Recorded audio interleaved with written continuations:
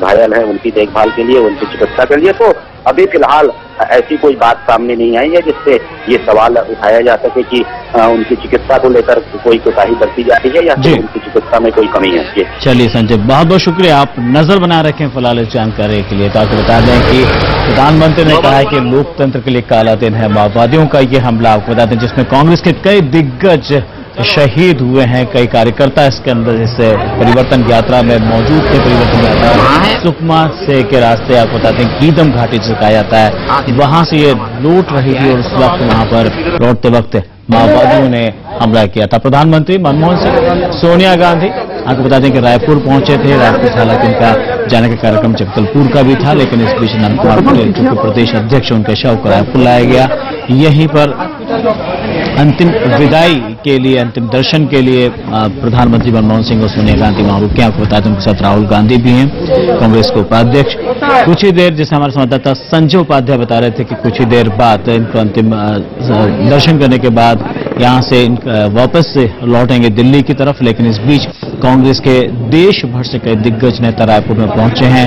अब नंद कुमार पटेल, महेंद्र कर्मा को बता दें, साथ ही उदय मुदलियार, ऐसे कई कांग्रेस के दिग्गज नेता हैं जिनके साथ जिनकी मौत हुई है, जो शहीद हुए इस हमले के अंदर, उनकी अंत्येष्टि होगी और उसी तरह से जो कार्यक्रम अंत्येष्टि का होगा उसमें ये लोग शरीक होंगे, शामिल होंगे।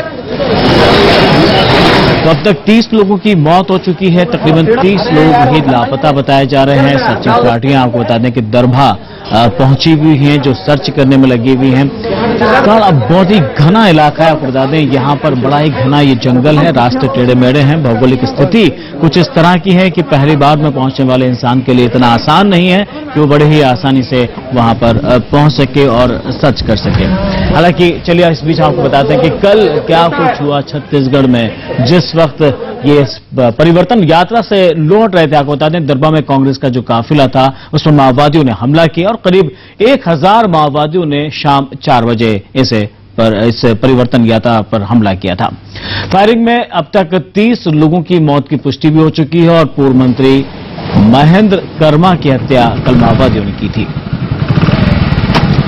साथ ही प्रदेश कांग्रेस कमेटी के अध्यक्ष नंद कुमार पटेल और उनके बेटे दिनेश पटेल को भी अगवा किया गया था। और आपको बता दें कि आज दरभा के जंगलों से पटेल और उनके बेटे का शव मिला है। पूर्व विधायक उदय मुदलियार और स्थानीय नेता गोपी माधवानी की हत्या कर दी गई। आपको बता दें गोपी माधवानी, सबसे पहले खबर आई थी कि गोपी माधवानी की हत्या हुई है, उसके बाद धीरे धीरे पल पल में ये खबर बढ़ती गई और इस विकराल रूप को ले लिया। इतना जबरदस्त नरसंहार माओवादियों द्वारा देखने को मिला। आपको बता दें हमले में पूर्व केंद्रीय मंत्री विद्याचरण शुक्ल बुरी तरह से घायल हो गए हैं, जिनका इलाज गुड़गांव के मेदांता अस्पताल में चल रहा है। साथ ही कांग्रेस विधायक कवासी लखमा भी घायल हो गए और उनके सिर में गोली लगी। आपको बता दें उनके सिर से नजदीक कनपट्टी में एक गोली लगते हुए निकल गई थी।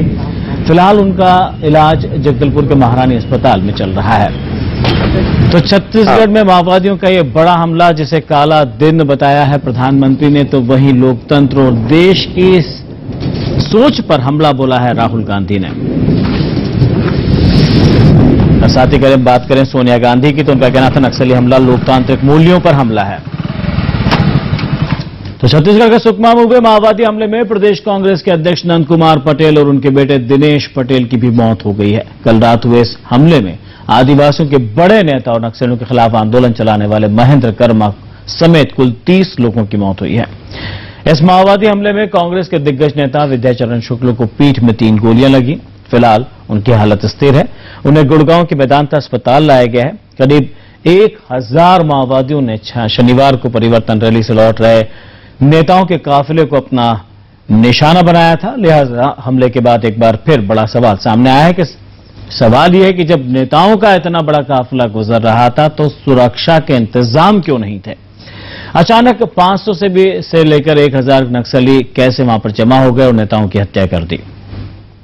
3 तस्वीरें आपके टेलीविजन स्क्रीन पर। नंद कुमार पटेल जो कि प्रदेश कांग्रेस कमेटी के अध्यक्ष थे, जिनकी हत्या की गई। महेंद्र कर्मा आदिवासी नेता थे, बस्तर का शेर इन्हें कहा जाता था। 2005 में सलवा जुड़म का नेतृत्व उन्होंने ही किया था, तब से नक्सलियों के निशाने पर थे। इस हमले में इनकी भी मौत हुई है। और आपको बता दें वीसी शुक्ल आपको बता दें विद्याचरण शुक्ल जो